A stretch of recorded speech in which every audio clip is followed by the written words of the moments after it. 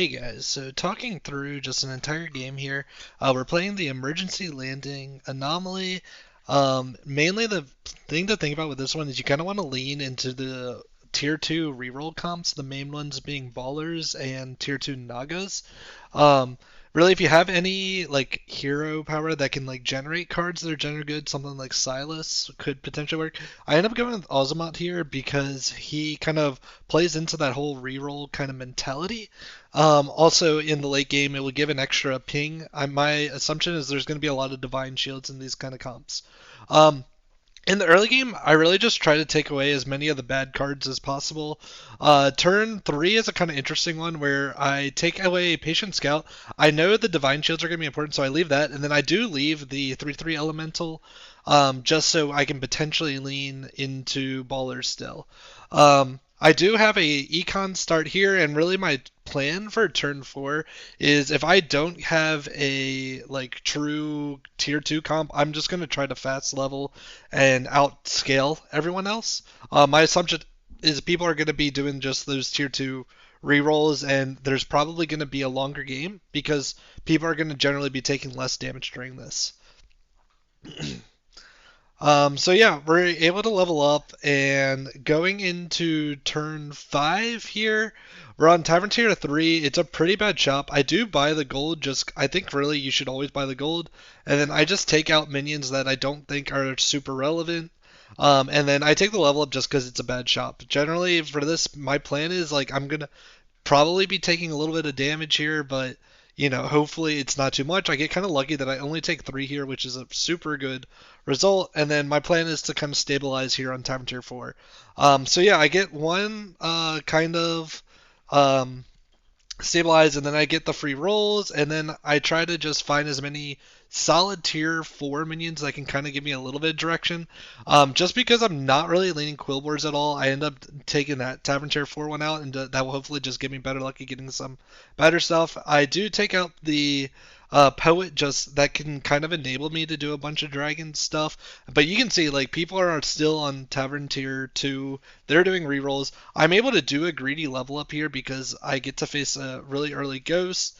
And you can kind of see here, look, so I'm taking out 2 Tavern Tier 5 minions, or sorry, I end up leaving the Naga one. That like it was kind of between the Naga and the other one, but end up taking Elemental here just because it's like the worst of the all of them.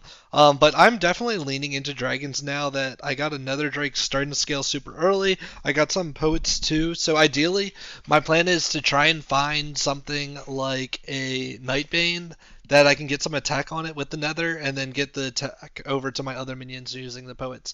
We have a really good shop here on Tavern Turn 8. I use Scope, and that gives me a Poet triple. Use Genie just to get a little bit of value out of it. We're also scaling our hero power a little bit. And then I just build the Dragon board from here and keep what I have. And I'll use just get a little bit of divine shield generation in the mid game, and then I can sell out of that. But really, just like we're getting attack, we're getting divine shields. That's really all you need. Like you don't even need the Nightbane in this position. And this is really just my plan to stabilize. If you remember, I had the video before that the current meta, you really want to like stabilize on Tavern Tier 4. I'm able to stabilize on Tavern Tier 5 this time just because like we got that greedy level up. And then I end up just trying to do a triple here. Really, we're looking for a Warp Wing, which we do find. Just that really makes it so the Nether Drake has a lot more value. And then we want to buff the Warp Wing as much as possible. And then just get as many Divine Shields going as we can. So that's kind of the mindset behind this early positioning. Uh,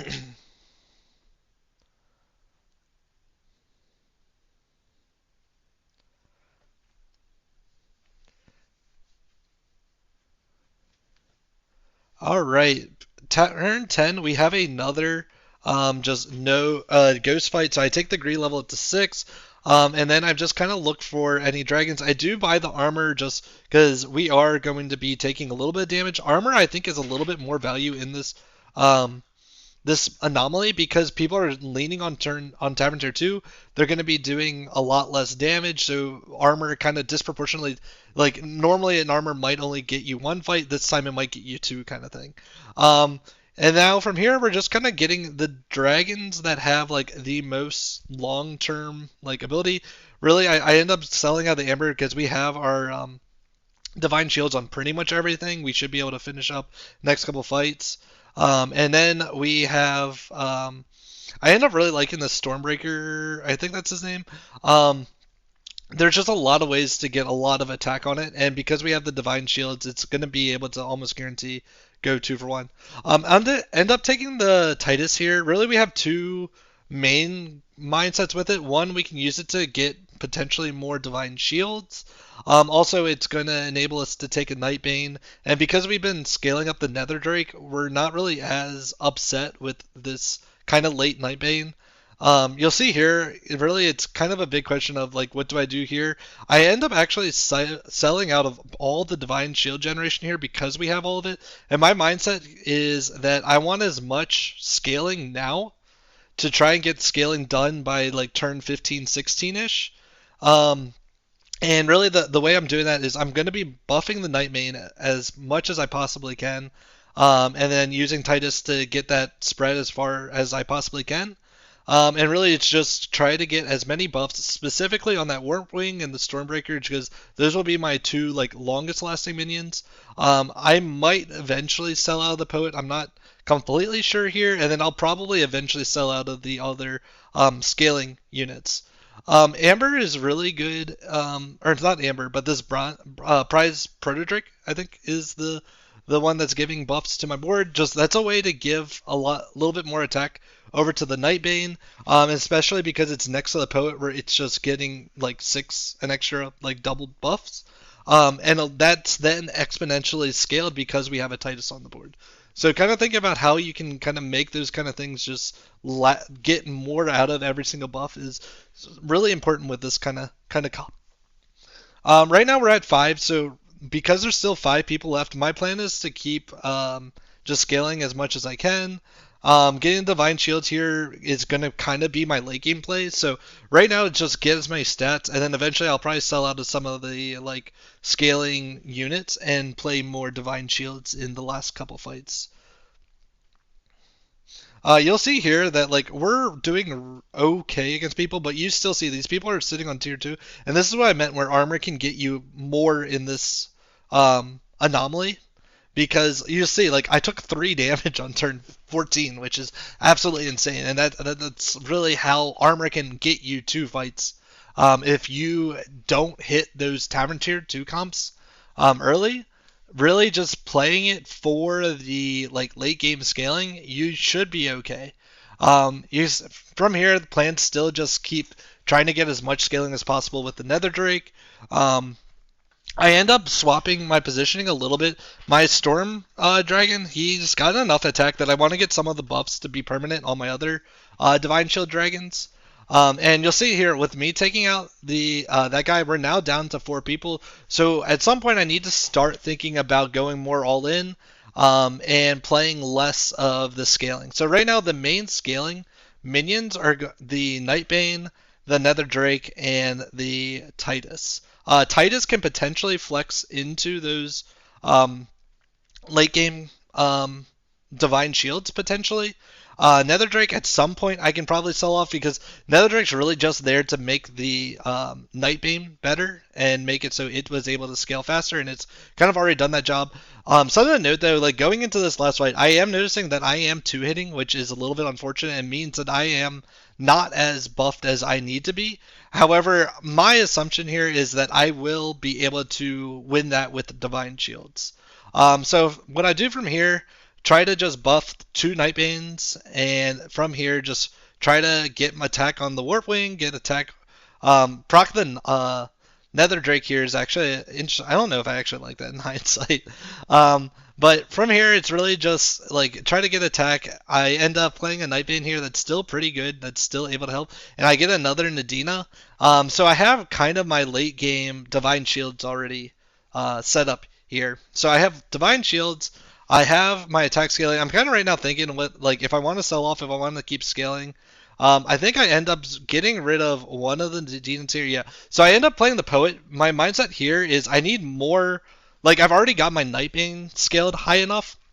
My mindset behind playing the second poet is get as many of those buffs to be permanent, and that way I have a better chance of being able to compete with these other P players that have a lot of the high health. So I take away the scaling of the Nightbane. However, I do keep some of my scaling in with the Titus and Nightbane, but I do take away that Netherdrake. So here, my plan is potentially triple the Titus, potentially triple some of the other minions. I think I take the Stormbringer here. Yeah, and really it's just kind of finding triples here. We're kind of board locked until we want to get out scaling. I wanted to keep the scaling at least one more turn because we're facing a ghost here, so we should be able to win pretty easy. Our comp pretty hard counters the demons because all of our minions are essentially able to 2-for-1 pretty free.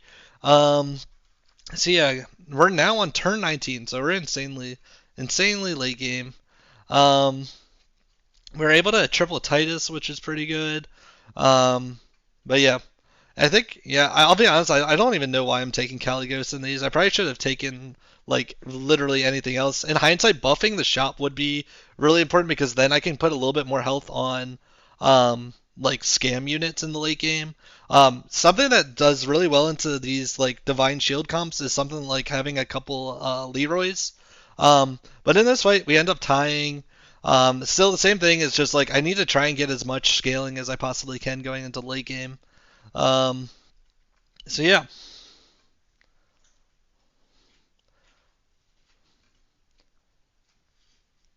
really not finding anything. Really just for the hero powers, or not the hero powers, but the anomalies now. Really just taking as many like dumb units out of the pool as possible. We end up able to triple the Stormbringer, and because we're going against a real opponent, I do want to take this spell here to essentially take out one of his minions. Um,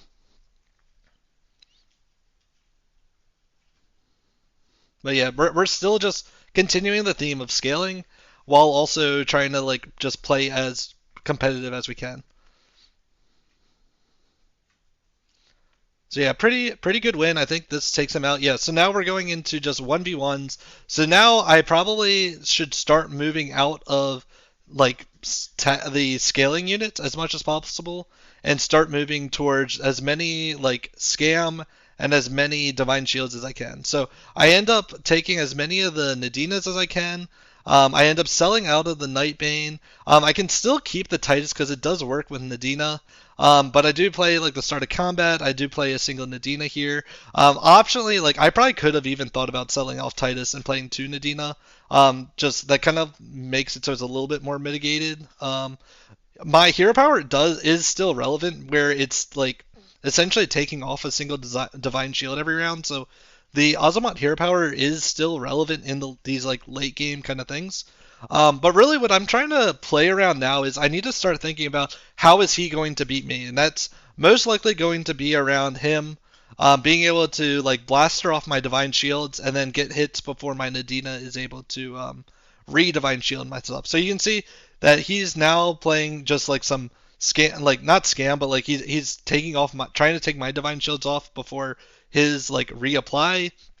Um, and we end up having just a small loss here. He is starting to level up, so I probably only have one, maybe two losses left. I do end up tripling the Dina here. My thought process is like if my Titus goes down, it's probably better to play two. And honestly, with how late this game is going, I do have a decent chance at potentially finding that fourth Nadina. So that's kind of why I sold off the Titus here. Is just there's nothing here. I do find that Nadina. I get some just rerolls with the elementals. End up taking away 6 drops just so I can potentially find more Nadinas. That's really just the only thing that can really like cap me out even more. The other thing is just starting to pick up some of the divine shields. I end up taunting my smallest of the poets here. At this point, poet like this 500 attack poet is really just like almost a scam card, just like trying to take out some of the divine shields. So you'll see here something that's kind of like unfortunate is I'm not really able to get like reapplying divine shields. However, a lot of this is just going to be like come down to like luckier ish hits. So what I can think about doing is taunting up my second Nadina, the smaller one, ideally, and I'll always hit first with my Stormbringer. And the mindset behind that is that I'll be able to potentially get a couple of divine shields back. Um, Something that's actually like kind of interesting too is you'll see like here's an example of that where the idea is like hopefully my Nadina is able to get a couple of divine shields. Unfortunately, we're just not enough here, and we're still doing another just small loss every time. We're down to 1 health, so we're going into the last fight. But really, a lot of this is just like how to get lucky with hits. I do end up finding that Leroy, and then intentionally I do find a way to buff it, and that's very important. I do see the second Leroy, but something you have to think about is like, is it just going to die to Blaster? And right now I can't play this second Leroy because it's just going to die to Blaster and be pretty useless. But I do at least get one. I do sell off that Golden Poet just because, like, it's really not doing anything for me in these fights. Like, at most, it's taking off a couple of Divine Shields. And that difference is actually what, like, makes me end up being competitive this last round. Something really interesting is because I have some buffs, that made my Stormbringer survive the Blaster after dying. But you'll see, like, this last fight, just taking that boat for Leroy just became extreme win, and that's how we won.